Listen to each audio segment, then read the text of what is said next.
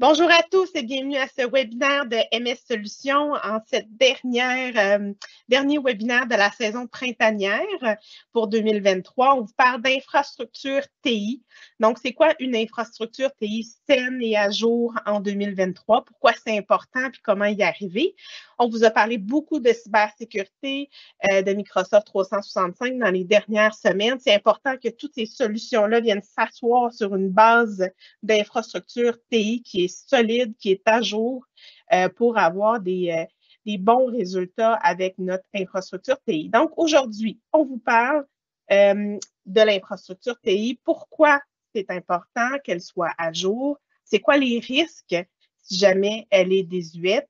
Quelles sont les stratégies, les bonnes pratiques à adopter pour optimiser son infra TI? Et que nous réserve le futur en termes d'infrastructure? C'est notre collègue Mathieu qui va sortir sa boule de cristal pour ce point-là. Donc, aujourd'hui, avec nous, Guillaume, que vous connaissez, Guillaume qui fait partie intégrante de notre équipe des ventes. Il est en fait le directeur des ventes. Bonjour, Guillaume. Bonjour à tous. Bon vendredi, content d'être avec vous. Good, merci. On a Mathieu qui est notre guide spirituel des solutions technologiques. Merci d'être avec nous, Mathieu. Bonjour tout le monde, c'est un vrai plaisir. On va se faire un lexique à la fin de l'année de tous les noms que je t'aurais donnés. Ça va nous rendre... Ça va être intéressant. Ça va nous amuser, oui, effectivement, pour le party de Noël. Donc, on commence avec toi, Mathieu. L'infrastructure TI en 2023, en fait, là, c'est composé de quoi exactement? Allons-y avec les bases. Parfait, merci beaucoup, Marie-Ève. Donc, l'infrastructure TI en 2023, bon, ça fait quand même quelques années qu'on voit ces différentes tendances-là. Là, on va le segmenter un petit peu peut-être en deux types d'infrastructures. Bon, d'un côté, il y a infrastructure traditionnelle versus infrastructure cloud. C'est quoi? Bon, bien, traditionnel, c'est à garder en tête d'avoir le serveur au bureau dans la place d'affaires avec tout ce qui vient avec batterie, serveur, peut-être la ventilation adaptée à tout ça, versus l'infrastructure cloud, ben, on voit vraiment le centre de données avec donc une panoplie de racks pour accueillir tous ces équipements-là. Du côté de l'infrastructure, à droite, infrastructure hybride versus infrastructure gérée par le client. Ben, l'infrastructure hybride, ça va être un petit peu justement entre deux chaises. C'est-à-dire que, bon, il y a une partie qui peut être en impartition cloud à quelque part, puis l'autre morceau va être chez le client, versus infrastructure gérée par le client qui, ben, comme le thème le dit, dans le fond, est complètement géré par le client. Fait qu'il faut penser à tout ce que ça peut représenter comme impact ou comme importance dans la gestion de cette infrastructure-là. Si on passe à la prochaine slide, dans le fond, l'infrastructure TI en 2023, c'est sûr que quand on vient pour parler de le comparatif avec le cloud, il y a des gens qui vont dire, bon, ben, moi, j'ai l'impression que mon infrastructure cloud, ça coûterait, d'aller en cloud va coûter un peu plus cher. Mais il faut vraiment faire attention au comparatif parce que dans le fond, l'infrastructure moderne, elle a plusieurs implications. Il y a plusieurs choses qu'il faut tenir compte si on veut bien dormir, honnêtement, parce que si ça ne nous dérange pas vraiment d'avoir un serveur dans le garde-robe, puis qu'on dort bien là-dessus, c'est une chose. Mais par contre, habituellement, les gens sont plus portés à être conscientisés sur le fait que, bon, un serveur, ben, c'est quoi? C'est un appareil sur lequel il y a de la protection électrique qu'il faut avoir. Il faut idéalement avoir une ventilation, donc il faut s'assurer d'avoir une pièce qui est adéquate. Idéalement, pas de poussière. Donc, ça aussi, de ce côté-là, si c'est dans un petit garde-robe où est-ce que toute la papeterie, rouleau de papier de essuie-tout, rouleau de papier brun, etc., bon, bien, dans le fond, ça devient un petit peu, pas redondant, mais ça devient un petit peu un endroit inapproprié, je dirais, pour un serveur. On va avoir une génératrice, idéalement, parce que du moment qu'on a une coupure électrique, bien, tout ne tomberait pas, mais génératrice, ça peut quand même être assez costaud. Il faut penser à tout ce qui est le côté électrique, le panneau électrique qui va basculer vers la génératrice après une coupure de temps, coupure électrique qui va s'étirer dans le temps. Si c'est des données qui sont névragiques, qui doivent être accédées presque en tout temps, bien, ça prend un lien Internet qui est redondant. On voit dans la liste l'air climatisé, l'accès qui est sécurisé aussi. On s'entendra que si le serveur est dans un local accessible à tous, ben, il est sujet à des bris, il est sujet à des vols de données. Il y a quelqu'un qui pourrait brancher une clé USB avec un logiciel malveillant dedans. Ça nous prend un système de sauvegarde, ça nous prend un système de restauration de données hors site. Bref, c'est quand même assez costaud. Fait que comparer une infrastructure TI qui serait locale dans la place d'affaires versus cloud, ben, il faut garder ça en tête. Le prix des deux peut démontrer assez rapidement que l'infra cloud va venir être rapidement avantageuse. L'infrastructure TI 2023, bon, mais il y a aussi les postes de travail et tout ça, la nécessité de garder les mises à jour régulièrement, etc. Merci, je suis rendu à la... J'ai étiré un peu trop, excusez-moi. L'avantage cloud, bon, mais c'est ça, j'en parlais il y a quelques instants. On vient faciliter, entre autres, la gestion de votre environnement. Pourquoi? Bien, justement parce qu'on se départit, le client se départit d'un certain lot de responsabilités. Le centre de données a des optimisations, que ce soit électrique, donc génératrice, redondance pour le lien Internet, l'air climatisé, la climatisation est ultra adaptée. Ils vont jusqu'à bien calculer où est-ce que l'air va rentrer, s'assurer que même jusqu'au ventilateur dans les serveurs ne pousse pas l'air dans un sens qui serait contraire pour avoir un flux d'air qui est optimal. Bref, il y a tout ça qui vient d'être optimisé. Puis, bon, ben, vous déchargez un peu de tout ce qui est vraiment le matériel, les sauvegardes, la redondance de lien Internet, tous ces frais-là tout le tour qui peuvent, pour une entreprise, être assez dispendieux. Bien là, le centre de données bénéficie évidemment du prix du gros, des installations qui sont mises en place, sont étalées sur multiples clients. La solution cloud, évidemment, vient avec quelque chose qui est très avantageux pour tout ce qui est télétravail ou travail hybride, donc, ou même le concept de travailler peu importe où. Autrement dit, puisque c'est dans un endroit qui est évidemment pas dans la place d'affaires, on se détache de cette mécanique de travail-là. Puis, on est plus dans OK, il faut s'assurer que les données soient accessibles en tout temps et un peu partout. Donc, évidemment, c'est implicite, la solution cloud est adaptée à ça. Du côté de la protection des données, bon, bien, évidemment, on a des facilités qui sont plus grandes avec les méthodes de sauvegarde, la segmentation réseau, les pare-feux qui sont pour protéger les équipements vont être plus costauds, vont être la solution qui va être mise en place va être plus étoffée. Mais on parle aussi de sécurité physique, évidemment. On ne rentre pas qui veut dans un centre de données. Ça prend il y a une journalisation des accès, ça prend des autorisations, etc. Il y a des firmes de sécurité physique qui vont venir protéger les locaux. Donc, c'est une des choses que ça devient difficile d'atteindre dans une place d'affaires, évidemment, si on avait nos serveurs là. Puis bon, ben, c'est ça. Le point 4, comme je mentionnais, c'est un des avantages. C'est les coûts de locaux et tout ça qui se trouve à être étalés un peu avec tout le monde. Je vais passer la parole à mon cher collègue Guillaume pour pourquoi avoir une infrastructure TI à jour. Merci beaucoup, Mathieu. Donc, bonjour à tous encore une fois. Alors, pourquoi avoir une infrastructure TI à jour maintenant en 2023? Il y a énormément de réponses à ça, mais je peux en nommer quelques-unes. Donc, la première raison, je dirais, c'est que si on recule de 15 ou 20 ans, les données d'une entreprise, les logiciels d'une entreprise n'étaient pas autant critiques qu'ils sont maintenant en 2023. Donc, naturellement, pratiquement 100% maintenant des données clients sont informatisées. La plupart des clients avec qui on travaille ont plusieurs dizaines de systèmes ou logiciels là, qui s'interrelient un petit peu entre eux. Puis, ne serait-ce qu'un de ces systèmes-là ou une de ces bases de données là qui ne fonctionne pas, bien, ça met à risque les opérations de l'entreprise. Donc, on veut s'assurer toujours d'avoir une infrastructure solide qui permet d'avoir tous nos systèmes à jour, toutes nos bases de données à jour et super performantes idéalement aussi. Donc, l'analogie que j'aime beaucoup faire, puis merci Mathieu de m'avoir laissé en faire quelques-unes aujourd'hui, c'est un peu comme une maison finalement, une infrastructure TI. Donc, on veut s'assurer de constamment investir dedans parce que si on n'investit pas dedans chaque année, ben, il arrive un moment donné où il faut tout changer si on veut éviter la catastrophe. Donc, une année, on va changer nos fenêtres, l'autre année, on va changer nos portes, l'autre année, on va changer notre toiture. On ne veut pas trop étirer la durée de vie de notre infrastructure parce que c'est là qu'arrivent des mauvaises aventures. Donc, à quoi sert une mise à jour? Bien, naturellement, la sécurité, la fiabilité.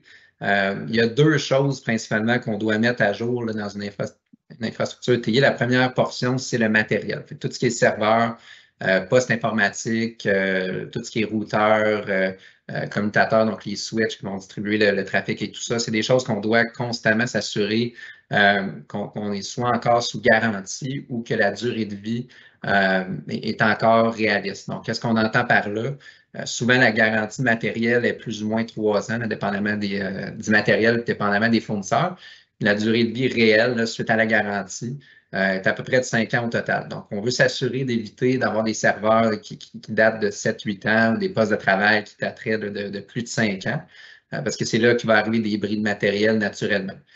L'autre portion aussi qu'il faut s'assurer de toujours avoir à jour, c'est les systèmes d'exploitation. Donc, qu'est-ce qu'on entend par là? C'est les logiciels qui sont installés pour contrôler justement ce matériel-là. Donc, on entend par là les serveurs Windows, les Windows 10, Windows 11 de ce monde, etc., sur les postes de travail.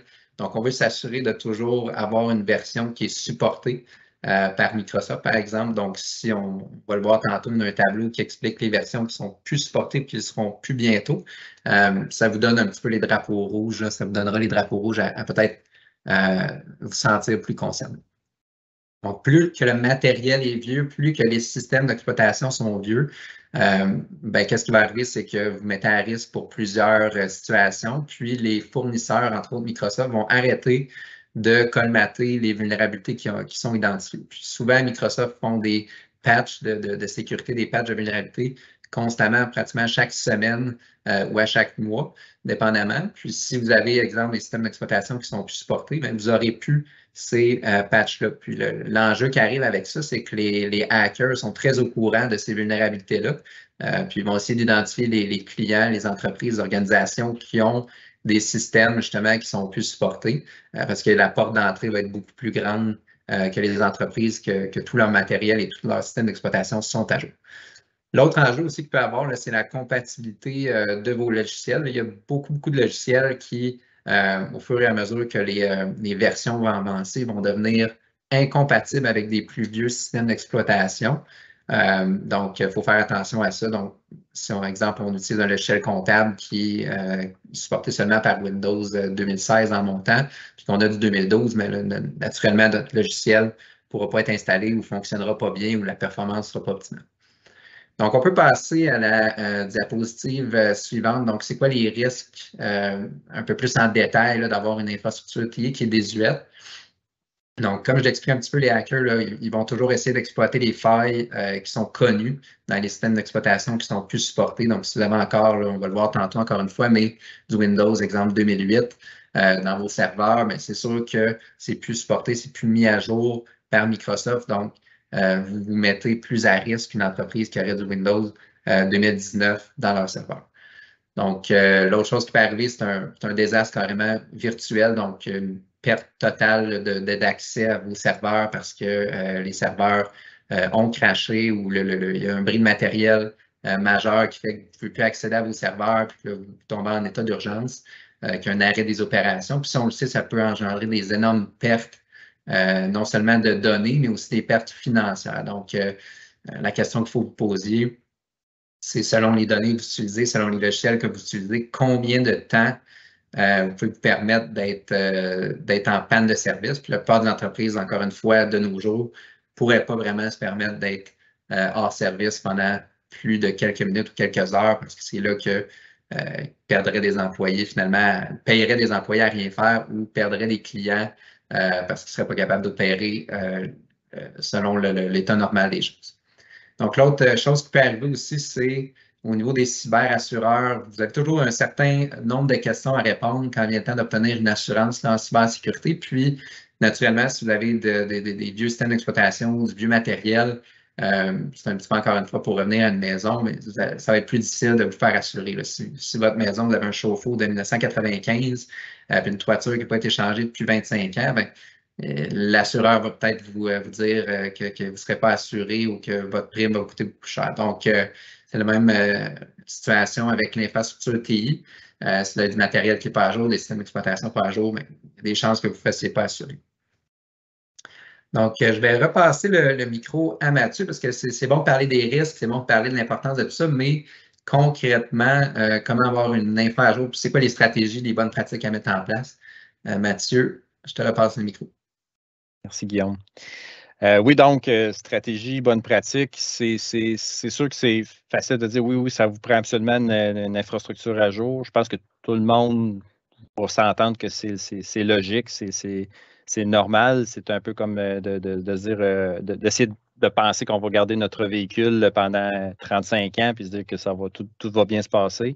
Tout le monde est d'accord pour dire qu'à moins qu'on l'entretienne parfaitement, qu'il ne voit jamais l'hiver, ben, on risque d'avoir des petits pépins. C'est la même chose pour l'infrastructure. Il y a tout le temps un petit changement d'huile à faire, il y a il y a de l'essence à mettre, mais ça se peut aussi qu'il y ait des freins à changer, puis des fois peut-être une transmission. Là. Fait que là, il y a des enjeux, des fois qui sont un peu de différentes grandeurs, différents impacts. Donc, il faut avoir une approche qui est logique puis qui va être cohérente aussi avec, évidemment, le budget de la clientèle.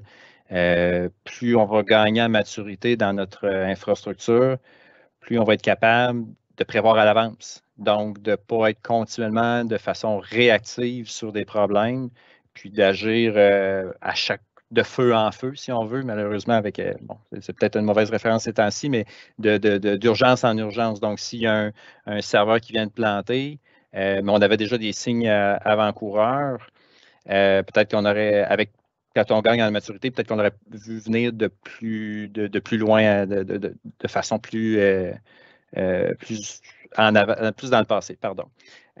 Donc, la maturité de l'infra va faire en sorte que, bon, on va être en mesure de planifier, dire l'année prochaine, on changera ce serveur-là.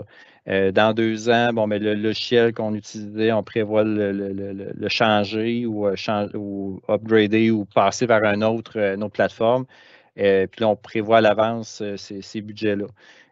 Parce que c'est ça, à réagir, à aller de façon réactive, ben, si on regarde un peu les sommes qui auront été dépensées sur 5 ans, ben, il faudra parier que ça coûtera plus cher à l'entreprise d'avoir changé de façon réactive que proactive, parce que, bon, des fois, on peut penser que le changement qu'on fait juste à l'urgence, c'est un changement qui est imposé, puis bon, ça ne dérange pas, ou en tout cas, du moins, il est dû, puis on le fait là.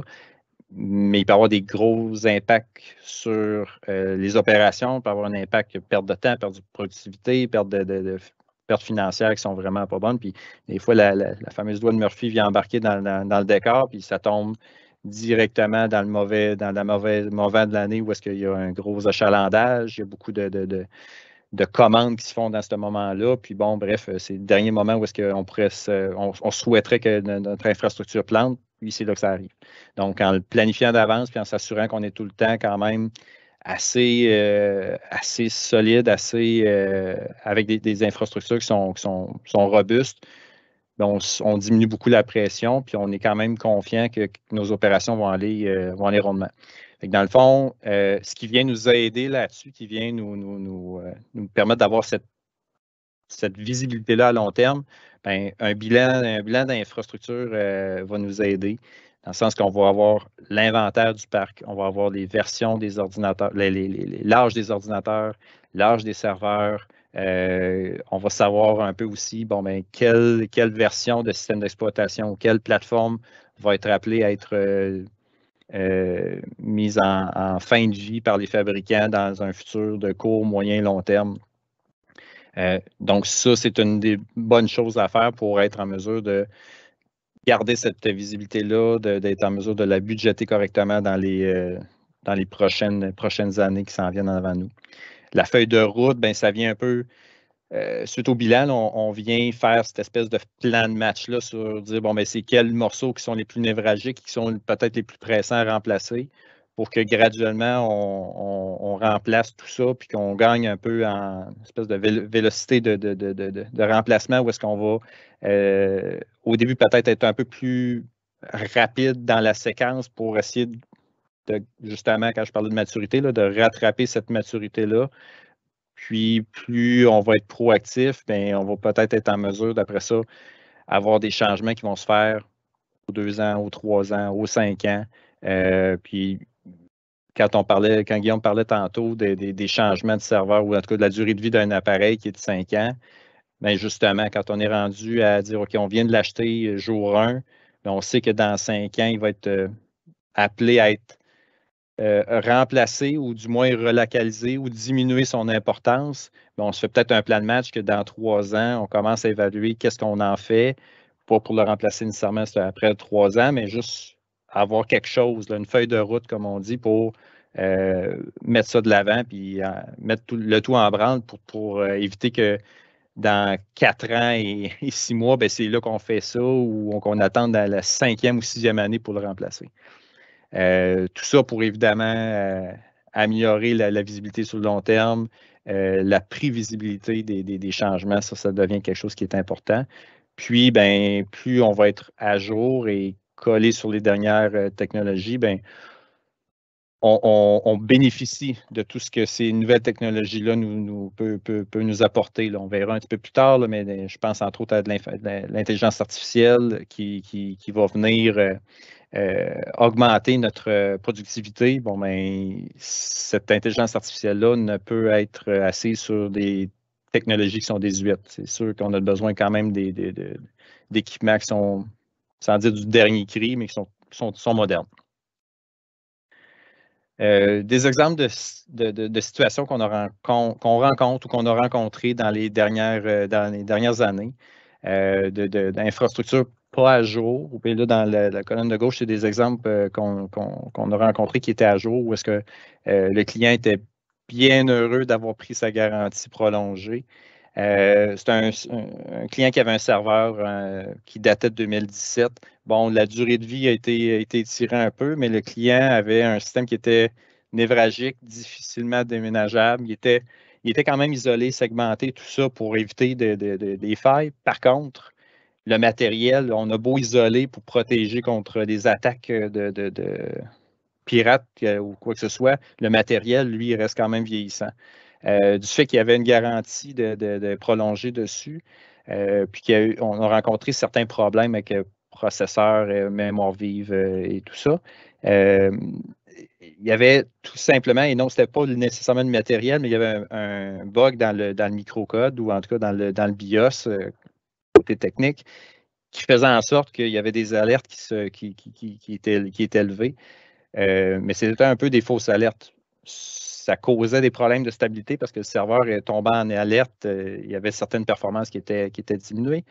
Mais ceci dit, de par le fait que la garantie était, on avait une garantie encore active, mais le fabricant nous rendait disponibles les rustines de correction. Donc, on a été en mesure d'installer tout ça et de rétablir la stabilité de ce serveur-là. Fait que ça, c'est un bel exemple une infrastructure à jour ou du moins qui est mature ou qui est plus conforme versus si on avait encore ce fameux serveur 2017-là, mais plus couvert sous garantie. Alors, on aurait été dans un autre contexte où il aurait fallu trouver une solution, un plan B, puis il n'aura pas été nécessairement très évident sur le moment. Infrastructure désuète, cas similaire, mais des serveurs qui dataient d'à peine 3 ans ou 4 ans là, dans ce cas-là. Donc, justement, la garantie qui était dépassée. Puis, il y avait des bugs là, dans le contrôleur RAID qui auraient pu être corrigés par contrat de service. C'est des fabricants qui ne rendent pas nécessairement disponibles ces rustines-là gratuitement. Donc, ça exige un contrat de service. Puis, la situation n'était pas réparable, malheureusement, à ce moment-là. Mais correctif de serveur, c'est une chose, mais il y a aussi des fois les pièces qu'on doit remplacer. Des serveurs qui, on se dit, ils ont juste 5 ans, c'est pas si pire que ça. Mais l'informatique était est tellement changeante, elle évolue tellement rapidement qu'il va arriver qu'un serveur qui a dans notre tête juste 5 ans, les pièces ne sont plus carrément plus disponibles. Donc, il devient difficile de dire, OK, on doit remplacer ça en urgence parce qu'il y a un des disques qui est corrompu. Ça devient presque impossible de retrouver les pièces pour réparer tout ça. À ce point qu'il faut des fois aller chercher jusque sur eBay. Là, on s'entend, ce n'est pas des canaux d'approvisionnement qui sont traditionnels et qui sont même souhaitables parce qu'on n'a aucune idée de la fiabilité de la pièce. Est-ce qu'elle a été usée prématurément? On n'en a aucune idée. Donc, d'avoir des serveurs qui sont quand même maintenus à jour, on fait une bonne rotation, on maintient notre infrastructure à jour, mais on s'assure de ne pas tomber dans cette espèce d'endroit où les serveurs nous mettent tout le temps, les données sont sur des serveurs qui nous mettent tout le temps un peu à risque, là, puis qui font en sorte qu'on met beaucoup de stress sur le client, sur son infrastructure, puis ses opérations, puis être certain que justement tout tient correctement. Je vais passer la parole à Guillaume pour un peu justement le résumé de tout ce qui est en fin de vie cette année. Là. Il y en a quand même quelques-uns. Merci Mathieu. Fait que le moment tant attendu, là, vous devez vous poser la question, est-ce que moi je suis à jour, est-ce que je ne le suis pas, je ne sais pas exactement les systèmes que j'ai et tout ça. Donc, voici les drapeaux rouges. Dans la colonne de gauche, vous avez tous les systèmes qui sont soit en fin de vie ou qui sont proches de l'être. Donc, si on regarde un par un, là, tout ce qui est Windows 8 et moins, donc ça, c'est déjà en fin de vie. Idéalement, il faut avoir déjà migré vers Windows 10 ou Windows 11, donc un rehaussement là, pour vos postes de travail. Puis naturellement, on parle de la version professionnelle et non de la version maison ou famille, là, vous pourrez vous l'imaginer. Tout ce qui est Office, là, les vieilles versions, entre autres 2013, ça, ce qu'on encourage pour tout ce qui est Word, Excel et tout ça, c'est de migrer vers Microsoft 365. Donc, on le sait, Microsoft 365, il n'y a pas de version. Naturellement, il y a plusieurs types de licences, mais au niveau des mises à jour, c'est toujours en continu. Donc, vous n'avez pas à vous casser la tête là, de savoir si vous êtes en Microsoft 365 2016, 2019, 2022. C'est toujours la version la plus récente là, en payant l'abonnement mensuel. Pour ce qui est de SharePoint 2013, on avait fait un webinaire à ce sujet-là au mois d'avril. Donc, si vous êtes en SharePoint 2013, il faut migrer à SharePoint en ligne, là, qui encore une fois est inclus dans Microsoft 365 comme une fonctionnalité telle quelle. Exchange 2013, c'est un serveur vraiment dédié à vos courriels. Donc, Exchange, c'est l'engin arrière des courriels qui est en fin de vie là, depuis avril 2023. Puis on le rappelle, fin de vie, on entend par là pas que ça ne fonctionne plus, c'est juste que c'est plus supporté par Microsoft. Donc, il n'y a plus de mises à jour qui sont faites là, pour combattre les risques de ces systèmes-là.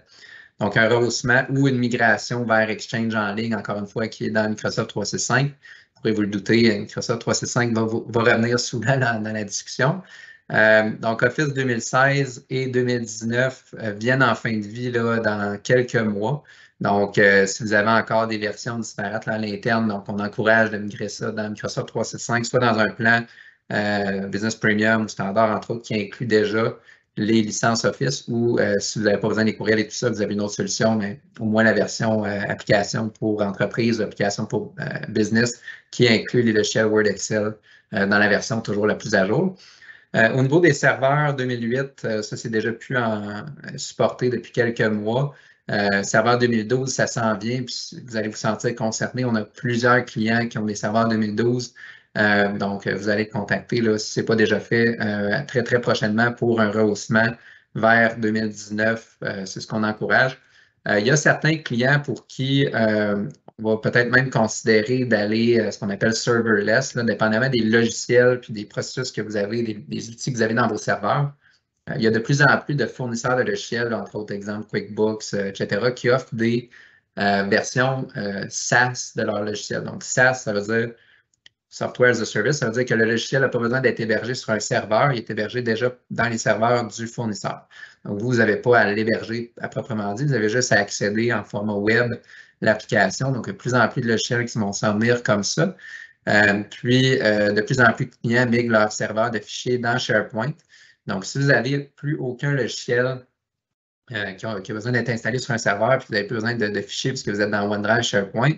Mais vous pourrez vous douter que vos serveurs deviennent de moins en moins nécessaires. Tout ce qui est la portion contrôleur de domaine, gérer les accès et tout ça, il y a moyen de gérer ça dans Microsoft 365 là, avec Azure AD, puis Intune et d'autres fonctionnalités qui permettent de contrôler granulairement les accès conditionnels, la sécurité et tout ça.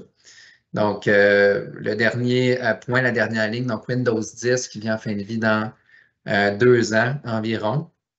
Donc, naturellement, on va prévoir rendu là un rehaussement Windows 11 ou la version la plus à jour de Windows. Donc, ça ressemble un petit peu à ça. Donc, on le rappelle, si vous n'êtes pas certain des versions que vous utilisez, puis vous êtes un client chez nous, parlez à votre directeur de compte. Si vous n'êtes pas client chez nous, naturellement, vous pouvez nous contacter aussi là, pour qu'on fasse un petit tour de votre infrastructure pour voir s'il n'y aurait pas justement des drapeaux rouges. Donc, je repasse le micro à Mathieu pour sa boule de cristal et puis les derniers commentaires de ce webinaire. Merci, Guillaume. Je vais me mouiller un peu puis tenter d'y voir un peu dans ce qui s'en vient. Où, en fait, déjà, il y a des nouvelles technologies qui sont en mise en place et tout ça. On ne se cachera pas que la troisième ligne, qui était l'intelligence artificielle, a gagné beaucoup en traction dans les derniers mois grâce à ChatGPT. C'est des choses qui peuvent arriver justement où est-ce qu'on voit une certaine tendance. Je pense qu'il y a peut-être 1 an et demi, on parlait beaucoup de 5G, puis à la limite de IoT. Puis tout d'un coup, puis même en fait du métavers, qui était une espèce d'environnement virtuel, où est-ce que même Facebook, Microsoft investissaient massivement, puis tout d'un coup, il y a eu une espèce de retrait, du moins de Microsoft, pour cette plateforme-là, pour mettre à profit vraiment l'intelligence artificielle. Bref, si je regarde dans les différentes technologies qui peuvent s'en venir ou qui sont déjà implantées ou dans les débuts, on a le cloud computing avancé. Qu'est-ce que c'est en tant que tel? Ben, c'est un peu le terme qui vient, qui est parapluie, qui vient englober que ce soit des capacités supérieures de traitement de données grâce au cloud. Évidemment, comme quand je parlais tantôt des centres de données, un des avantages aussi du centre de données, c'est qu'on peut avoir des capacités de calcul de loin supérieures que ce qu'on a dans l'entreprise, à moins d'avoir investi massivement, bien sûr. Mais le cloud nous permet d'avoir cette espèce d'élastique-là, c'est-à-dire que si on a besoin pendant un laps de temps qui est court, qui est plus ou moins court, là, peu importe la durée de temps, on peut quand même s'asseoir sur ce que le cloud va nous fournir pour augmenter notre capacité de traitement pendant un laps de temps. Si on veut avoir à peu près la même chose du côté de l'infra dans notre place d'affaires, mais ça prend les équipements, donc il faut investir massivement. Puis, dans le fond, on va assumer des coûts monstrueux pour une séquence de calcul qu'on aurait eu à faire qui aurait duré peut-être, je ne sais pas moi, 2 mois. Donc, si après ça, il y a une grosse période d'accalmie, l'infrastructure qu'on a investi massivement dedans, elle ne devient pas désuète, mais elle est superflue. Fait que le cloud, c'est un des avantages. Le cloud computing est aussi la notion qui permet d'aller chercher différentes bénéfices selon le type de plateforme. Exemple, on pourrait avoir du hybride entre chez nous, chez MS, notre cloud 3.0 et peut-être des morceaux dans Azure. Donc, on a une notion là, de pont entre des services qui seraient chez Microsoft, d'autres services qui seraient chez MS Solutions dans notre cloud sécurisé. Edge computing, dans le fond, c'est la mise en place d'appareils dans la place d'affaires, mais qui permettent, dans certaines situations, de diminuer, principalement quand on a besoin d'avoir de grandes performances de calcul, ou du moins qu'il y a une partie qui est calculée rapidement, mais localement. Le edge computing vient faire ce pont-là entre notre infrastructure cloud et le besoin de diminuer la latence. Donc, l'appareil qui est en place sert de zone tampon, va s'occuper d'un petit morceau du traitement pour fournir rapidement certains calculs ou certaines données, certaines informations, pendant qu'en arrière-plan, l'infracloud est en train de mâchouiller le reste, puis après ça, de le fournir de façon asynchrone. J'en ai parlé tout à l'heure, l'intelligence artificielle, l'apprentissage machine et tout ça, c'est des technologies qui sont mis de l'avant, qui a beaucoup de traction. Jusqu'à récemment, c'était quelque chose qui était peut-être un peu flou pour le commun des mortels. Là, on commence à sentir le réel plus-value dans nos outils du quotidien, nos outils bureautiques. Je pense à Copilot, justement, qui va être greffé dans un Word, dans un PowerPoint, dans un Excel, qui va venir nous appuyer. On veut faire un calcul dans Excel avec certaines fonctions, ben, il va peut-être être en mesure de la faire pour nous ou d'anticiper un peu ce qu'on cherche à avoir. Puis de plus en plus, on va être capable de parler en langage humain à l'application. Puis on va dire, écoute, un PowerPoint, j'aimerais ça que tu me fasses un thème avec une forêt, puis avoir un background avec forêt et un lac, puis une montagne. Puis là, tout d'un coup, l'image va apparaître dans PowerPoint. Puis là, ben, tu vas avoir une thématique par rapport à ça pour faire ta présentation. Ça peut sembler anodin, mais après ça, quand tu dis, ben écoute, dans Word, peux-tu me produire une lettre de recommandation? Peux-tu me produire un rapport financier dans Excel? Puis que les choses commencent à apparaître, ça va commencer à être très intéressant du côté de ces technologies-là. Le réseau défini par logiciel, le Software Defined Network, plus on va avoir à utiliser les technologies, puis la donnée, puis d'être mobile, puis on commence à se détacher d'être assis devant l'ordinateur. On veut consommer de l'information un peu partout. Puis la mobilité impose quand même qu'on se détache un peu de notre infrastructure, de notre paradigme habituel qu'on est. Donc, les réseaux qui sont définis par le logiciel permettent de tasser la couche d'abstraction habituelle, de la topologie qu'on doit établir un tunnel entre un endroit et un autre, puis de s'assurer que, bon, ces ponts-là sont faits. Là, il y a une intelligence qui s'ajoute là-dessus, puis qui fait en sorte qu'on est assis sur le besoin logiciel, puis tout ce qui est en dessous se place par quelque chose d'autre, un autre mécanisme. C'est un peu plus technique, mais c'est des optimisations pour accéder aux données qui se mettent en place. Sécurité renforcée avec justement le besoin de plus en plus à l'informatique un peu partout, le télétravail, le travail de partout de peu importe l'endroit. On a de plus en plus de données qui sont accessibles à différentes places. Les pirates ont de plus en plus de moyens. Donc, on peut ajouter des couches de sécurité, des logiciels qui viennent protéger nos appareils et tout ça. Mais la sécurité renforcée, c'est la couche qui va se mettre par-dessus, qui peut inclure, entre autres, de l'intelligence artificielle, parce qu'on comprendra qu'à un moment donné, ça va être difficile de compétitionner contre des hackers qui ont presque des ressources illimitées pour développer des outils, pour essayer de pirater des infrastructures. Donc, qu'est-ce qui va permettre de pallier à ça? Il y aura beaucoup d'intelligence artificielle là-dessus pour venir bonifier. Fait que ça, c'est sûr que c'est pas nécessairement quelque chose qui est très, dans le quotidien, qui est très sexy par rapport à l'intelligence artificielle, mais c'est quelque chose qui va être très bénéfique pour l'entreprise. La sécurité renforcée avec de l'intelligence en arrière-plan, des automatismes qui vont se faire, ça va être une des plateformes, en fait, qui vont être utilisées et mises à profit pour les entreprises. L'Internet des objets, là, on ne parle pas du réfrigérateur qui est à la maison, qui est branché, puis qu'on peut savoir notre liste d'épicerie qui va apparaître parce que le réfrigérateur sait que le lait est à remplacer. On parle vraiment de robots dans l'usine. On parle de senseurs que vous allez avoir à tel endroit. Puis ces informations-là, jadis, c'était des équipements qui étaient détachés, mais maintenant, si le robot, il est en mesure de faire, exemple, un petit diagnostic de lui-même, puis il est en train de dire, telle pièce commence à être brisée. va être en mesure de vous signaler que, oups, là, il y a peut-être une maintenance à faire, puis on va la faire de façon encore là proactive et non réactive. Fait que voilà, ça peut être un des avantages de l'Internet des objets, mais il y en a une panoplie, là, dépendant de ce qu'on a comme type de senseur, de capteur dans l'usine, entre autres.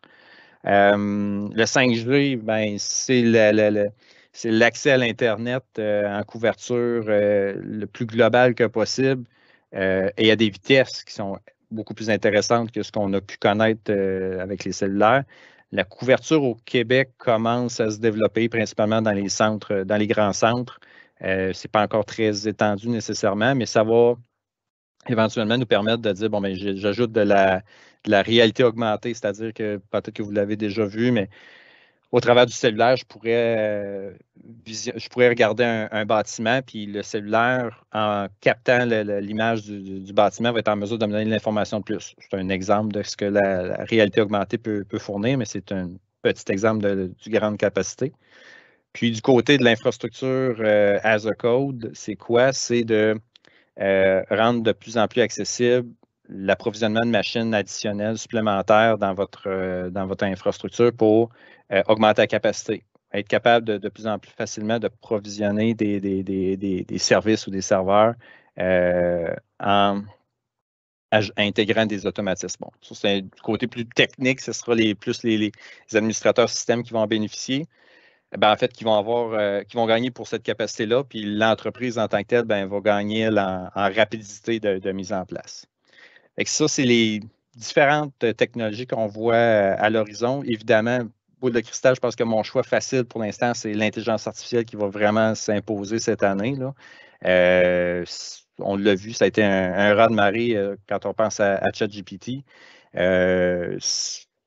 C'est ce qui va venir dans le quotidien, je pense, donner le plus d'impact. Ceci dit, les autres technologies, c'est des choses qui se mettent en place, puis plus on gagne en maturité dans notre infrastructure, on vient qu'à constater qu'on a des besoins peut-être en edge computing, ou peut-être qu'on aura besoin, en fait, la sécurité renforcée, elle, va devenir naturellement, pas nécessairement un besoin, mais presque un requis ou une obligation, entre autres. Voilà ce que j'ai pu, ce que je tenterai de voir dans ma boule de cristal pour cette année. Merci Mathieu. Je pense que ChatGPT peut faire bien des choses, mais ne pourra pas remplacer une infrastructure. On a toujours besoin de l'humain, de ton équipe pour le faire. On voit très bien que tu es passionné, puis ce qui s'en vient dans le futur t'anime beaucoup. Merci beaucoup pour ce contenu riche. On a quelques questions. On n'a plus beaucoup de temps, donc on va prendre peut-être une ou deux petites questions là, que nous avons dans le chat actuellement. Donc, on nous pose la question, quel type de redondance doit-on mettre en place pour notre infrastructure? Qui prend cette question-là? Mathieu, Guillaume? C'est à Mathieu. Quel type de redondance pour leur environnement? La redondance va, un peu quand je faisais le parallèle avec l'infrastructure cloud, c'est dans le fond, il faut penser à ce qu'on a de besoin comme délai de relève. C'est-à-dire que si on a besoin d'être revenu fonctionnel en quelques minutes, versus on peut tolérer une panne de 24 heures, 48 heures, on n'est pas dans les mêmes genres d'équipements. Si j'ai besoin absolument d'un retour dans quelques minutes, il faut penser, OK, quels sont les équipements, les systèmes qui ne doivent donc presque pas arrêter. Puis là, il faut pallier à coupure de courant, coupure de lien Internet, pour ne nommer que ceux-là. Donc, coupure de courant, il faut penser à une génératrice qui va être en mesure de fournir de l'électricité à tous les systèmes. Puis ça va des lumières jusqu'à l'ordinateur, au serveur et tout ça. Donc, la génératrice doit être assez costaude pour être en mesure de fournir ça. Mais il faut penser aussi que combien de temps on doit prévoir de rester sur cette génératrice-là. Donc, il faut penser à une réserve de carburant qui va être suffisante pour avoir le temps de se réapprovisionner. Fait qu'il faut mettre tout ça dans les facteurs. Donc, ça vient jouer dans la planification de la redondance pour dire, bon, OK, je suis prêt à tolérer une coupure peut-être de 30 minutes, mais après ça, je dois être capable de revenir en fonction, puis je dois être capable d'être autonome peut-être un 48 heures. OK, mais on va prévoir toutes ces choses-là dans le calcul. Parfait. Ben, merci, Mathieu. On continue avec une question de Dave qui dit, vous parlez beaucoup là, d'être dans un data center, mais avec notre matériel, vous parlez aussi d'infra à jour. Que pensez-vous d'être avec du IaaS, donc Infrastructure as a Service, si je ne me trompe pas, soit privé ou public, le prix de la maintenance versus avoir un DC, une infra achetée, maintenance. As-tu un avis là-dessus, un avis de passionné peut-être, Mathieu? Ben oui, puis il y a eu même récemment là, certains grands penseurs, ou en tout cas certaines compagnies qui ont fait une certaine évaluation de dire, OK, ben je détache une partie de mon infra cloud pour la mettre on-prem, mais il faut. Ça a fait beaucoup ça a fait couler beaucoup d'encre sur ces sujets-là. La chose qu'il ne faut peut-être pas oublier, c'est la nécessité d'avoir du personnel en mesure de supporter cette infrastructure-là. Si c'est névralgique, là, presque 24/7. Il faut penser pas juste au quotidien, mais gérer les vacances, gérer les absences, gérer les changements d'emploi. Fait qu'il y a le personnel qui doit venir avec tout ça. Puis après ça, ben, l'infrastructure cloud, dans le fond, nous enlève un peu de cette, du moins d'une partie de ce stress-là. Parce que, bon, le matériel est protégé dans un environnement qui est optimal pour qu'il roule, qu'il opère.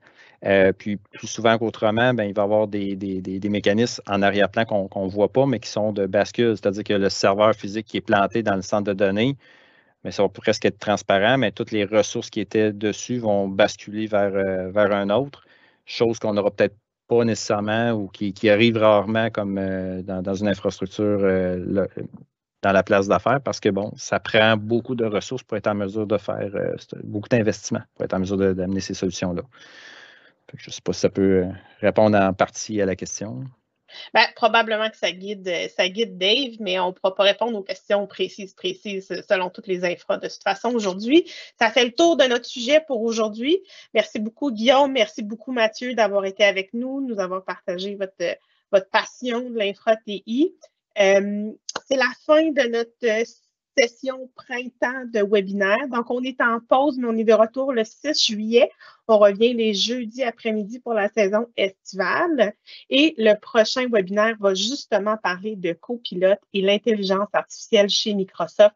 Comment se préparer à l'arrivée de Copilot? On va pouvoir vous donner quelques trucs et astuces à ce sujet-là parce que ça s'en vient puis ça risque de déplacer comme une tonne de briques. Donc, il faut se préparer.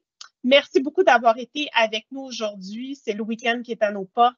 Profitez-en bien. Si vous êtes dans le coin de Québec et vous faites le défi entreprise ce week-end, bon défi entreprise et à bientôt. Merci tout le monde. Merci Guillaume. Merci Mathieu. Merci Cheyenne pour le PowerPoint. Bye bye. Merci à tout le monde.